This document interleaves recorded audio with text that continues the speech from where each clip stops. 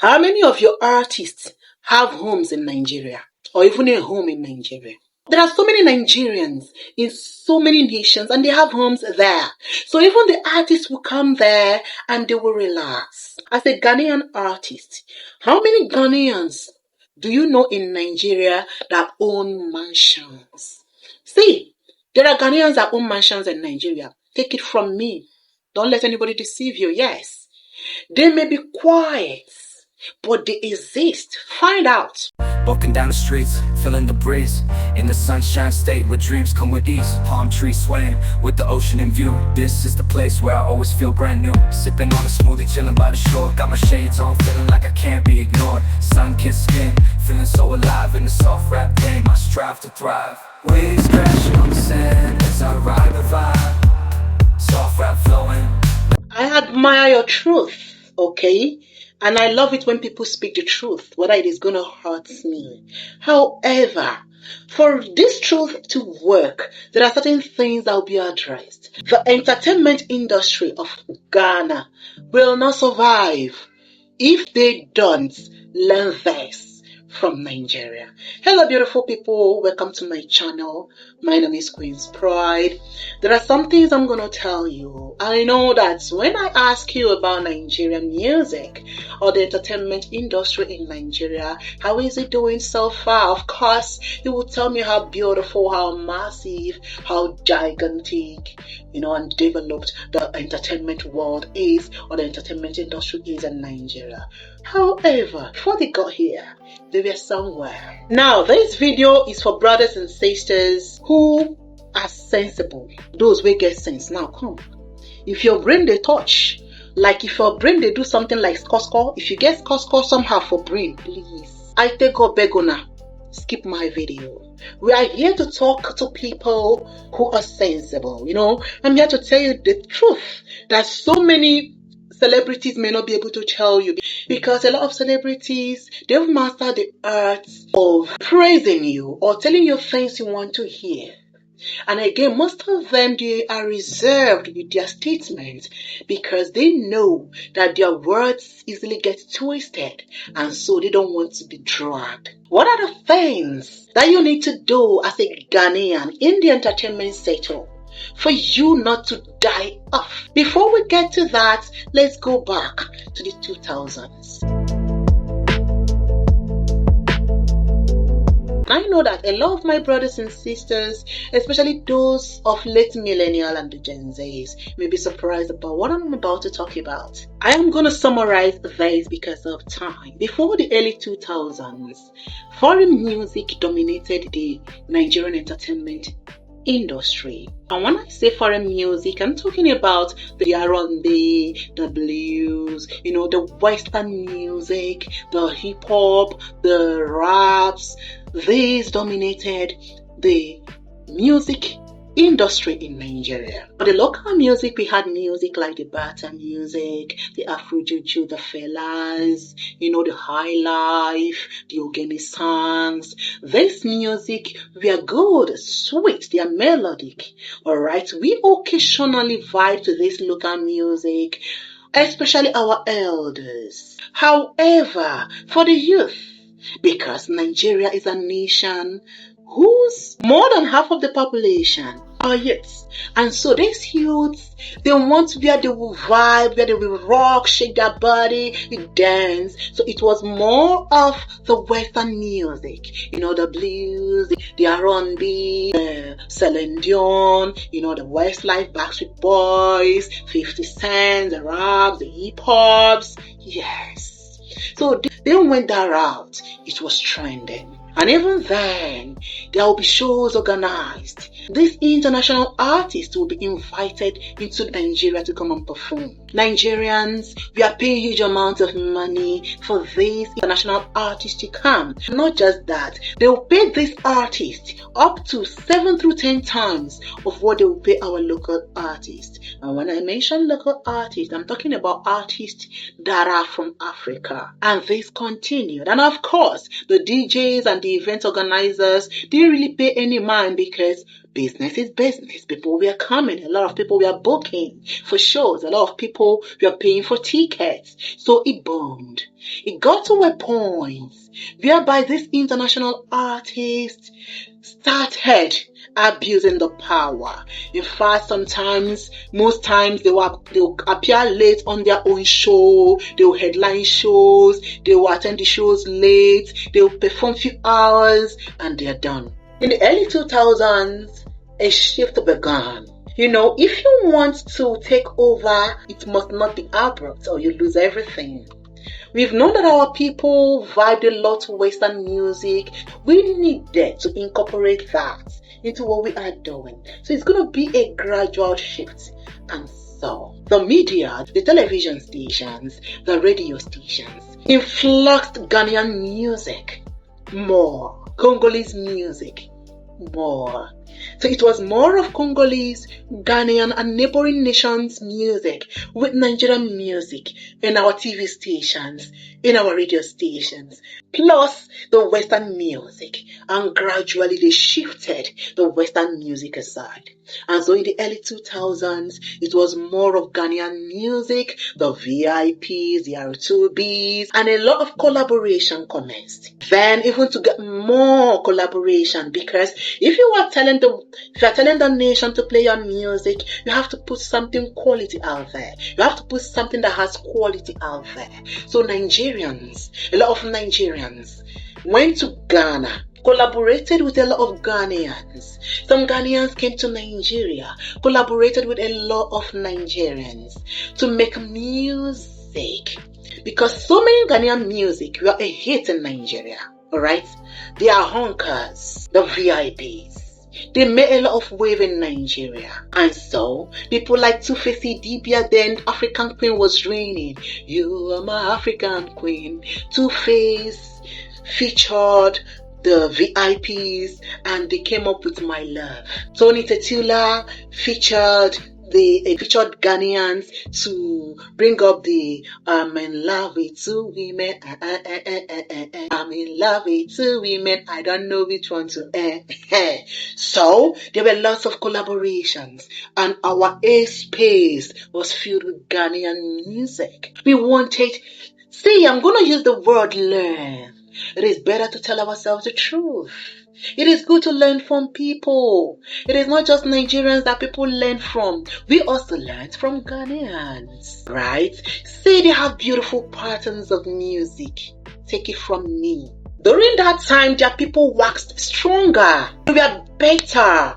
Their rhythm, their flow. And of course, we also imbibed theirs. We learned a lot from them. We fused theirs into our songs too.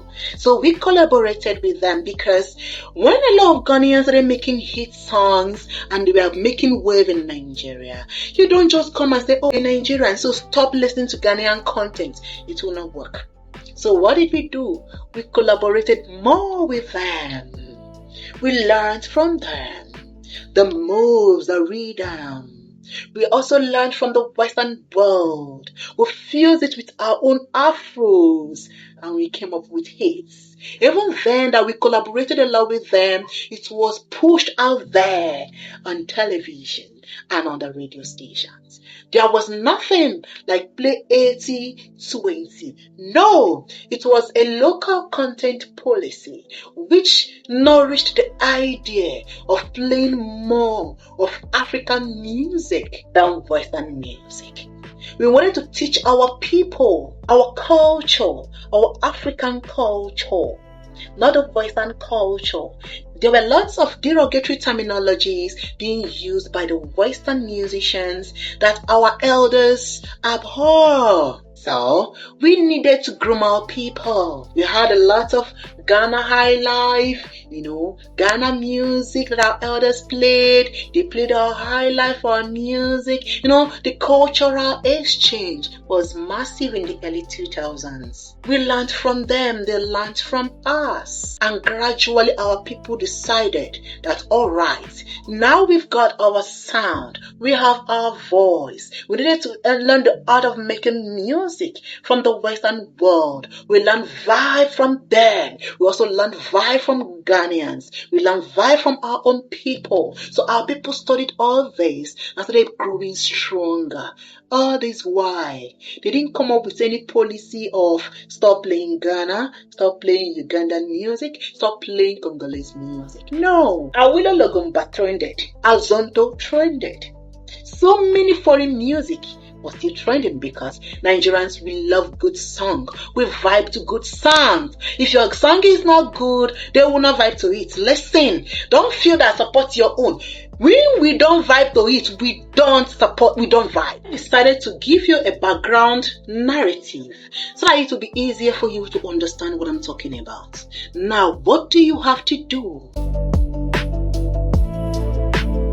I feel that first off is acceptance. That is the number one thing you should do as a musician, as an artist from other neighboring nations. For complaining that Nigerians are always doing better or Nigerians are being ahead or this or that, first off is acceptance. You need to accept that others are better. When it was Nigerians' turn, they accepted that Ghanaians were doing better than them then. They accepted that the Western world were doing better than them. They accepted that foreign music sounded better than theirs. So acceptance is number one. Because with acceptance, you will learn to appreciate. And when you appreciate, you tend to invite positive vibe to you. Because the energy of criticisms will drain you, make you ugly, make your industry ugly. It will look as if you're always complaining. So you need to accept Ghanaians, Ugandans, and other musicians or other artists. You need to accept the fact that Nigerian music is dominating globally. You need to accept that their music is better. Stop shouting, oh, you sing better. No, you may have a good voice. Do you have the good sound to back it up? Do you have the quality sound, the quality instruments, the quality management to back it up? And if you don't have that, you don't have that. For now, acceptance. Accept. Number two, embrace those who are better than you. Embracing Nigerians is the only way out. Accept them. You've accepted that they are better.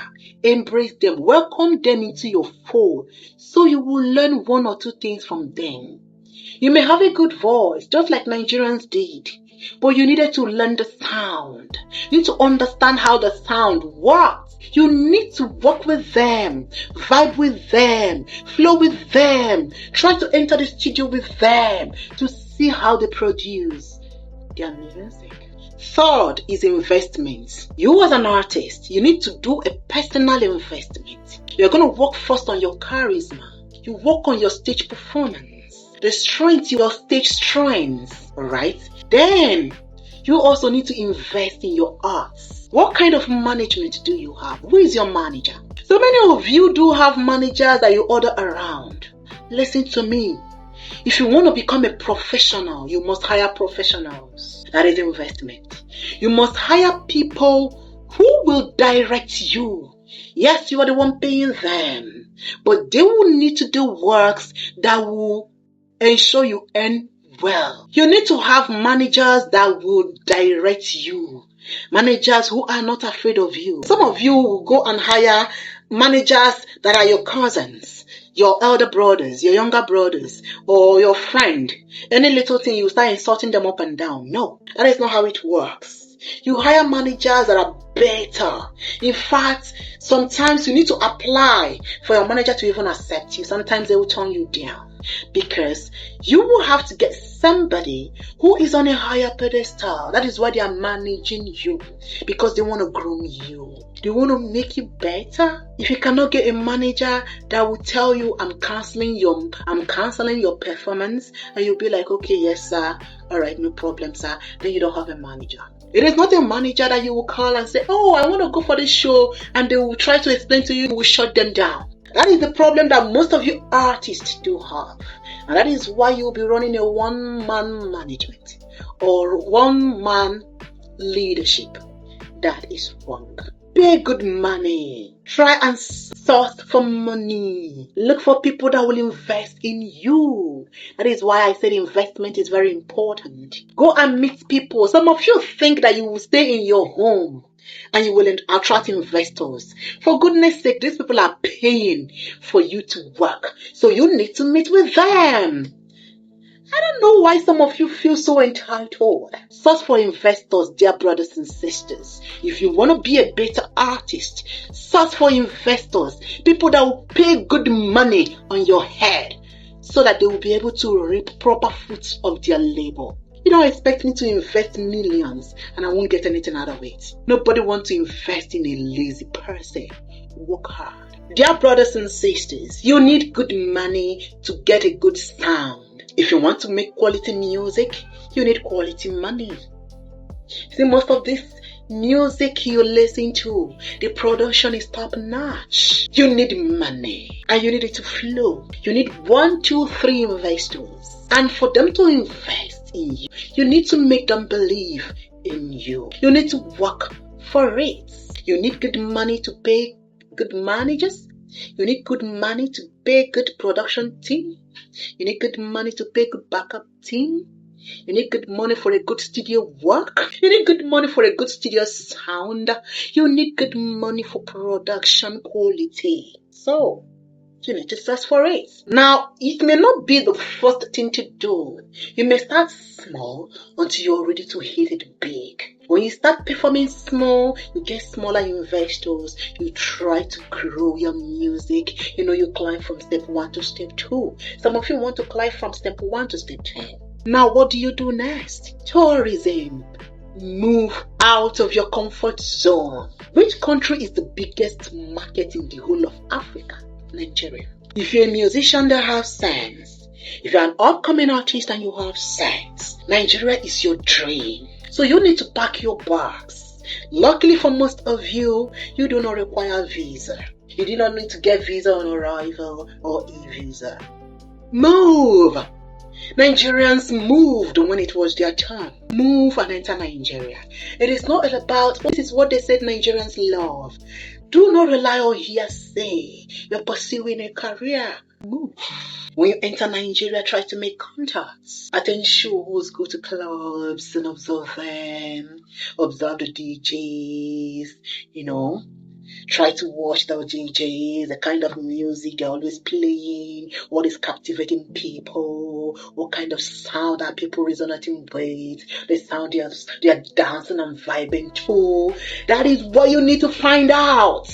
Try to make contact with Nigerian DJs. It is very important, sweethearts. You don't make music in Ghana and you sleep in Ghana. You don't make music in Uganda and you sleep in Uganda. Try to understand their sound. I want to ask you a question. How many of you Ghanaian musicians have toured Nigeria? You always see Nigerian musicians, big artists, going to Ghana before now. You think they are coming to Ghana because they don't have good sound or because they don't have the market? They want to develop more. They want to conquer territories. You should strive not to be a local champion. How many of you Ghanaian music had ventured into Enugu State in Nigeria? How many of you Ghanaian musicians, upcoming artists, had been to Imo State in Nigeria? How many of you have even been to Lagos, Nigeria? How many of you had gone to clubs in Nigeria to see how strong they are? Have you met with the DJs in Nigeria? Forget about what they said on social media. Have you been there? How many contacts of DJs do you have in Nigeria? As an artist in Ghana, as a Ugandan artist, as a South African artist, as a Mozambican artist, as a Kenyan artist, as a Congolese artist, how many DJs do you know? If you scroll through your phone, can you count up to 10 DJs in Nigeria that you have their personal contact, that you collected directly from them, not that you got online? This is a question. You need to understand how the biggest market works. You need to see how their studio looks like. You need to understand the kind of, and see for yourself the kind of equipment they are using. You need to study their managers, how they move. You need to understand how disciplined they are. Then you go back home and you work on your own. You work on your brand. Stop telling me, oh, I want to stay true to my original sound. First of all, your sound may be beautiful, but is that the sound that people want? Listen to their vibe. You gradually incorporate your sound in it. And when they start vibing to the originality of that sound incorporated, then you gradually shift. Learn from others. Always learn from others. Your policy laws. You see, that is where a lot of you do fail it. The next point is policy laws.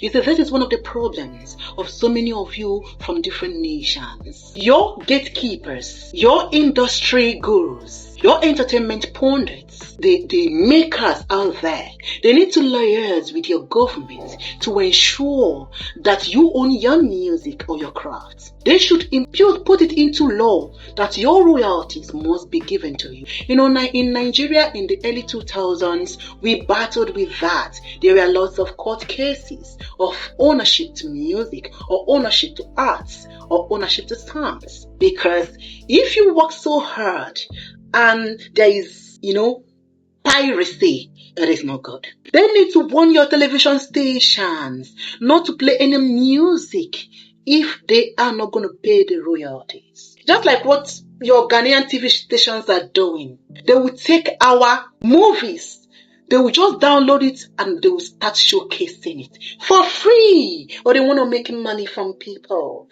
That is wrong. You cannot grow. And they don't even see anything wrong with it. People worked hard. You lifted their content. Boom. And you're a media personality. Television. Giving a license. Wrong. Without their consent. You need to seek their consent. You need to pay royalties. Yes. Because people are paying for subscription. You are making money from there. So you need to pay them. This is the entertainment sector. And they have policies guiding them. If you don't incorporate that into your sector, in your entertainment industry, in your nation, your artists, your people will continue to complain. You cannot rip people off of their hard work without adding your own. Did you understand? So that is what your government will need to work alongside your entertainment gurus and your gatekeepers. Just take a good look at this. I thought we were past the days of piracy. And this video is actually to send a sound warning.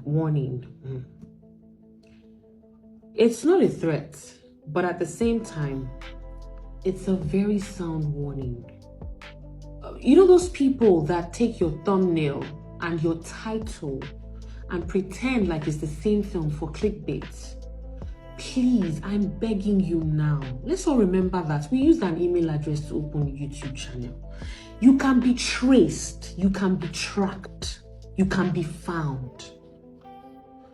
You guys, I don't have a problem. See, it's already bad enough that they're using my face for films that I'm not in. No problem. But when I call a photographer, they take pictures of me. I pay them. They send me back the pictures. I pay somebody to do a poster. They send it back to me. I go through all that process. That picture, that poster is my intellectual property. It belongs to me. I didn't give you permission to use it. My title has been copyrighted. I didn't give you permission to use it.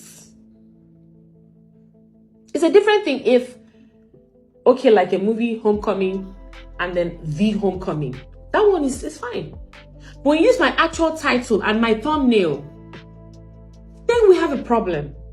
Then you now proceed to be evil and upload my film on your channel without my consent. I spent millions of naira making this movie.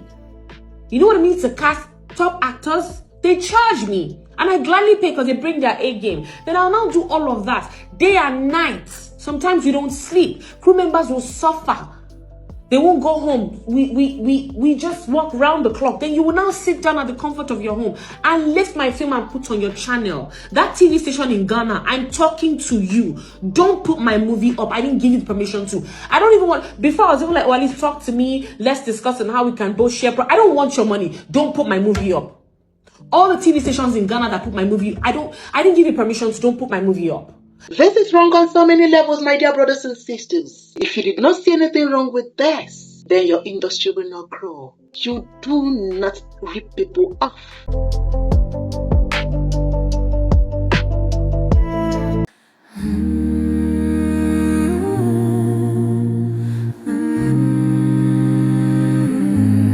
It comes with respect when you treat life with dignity. The echoes of uncertainty threatens to unveil chaos. Face it with fierceness. Face the future with hope.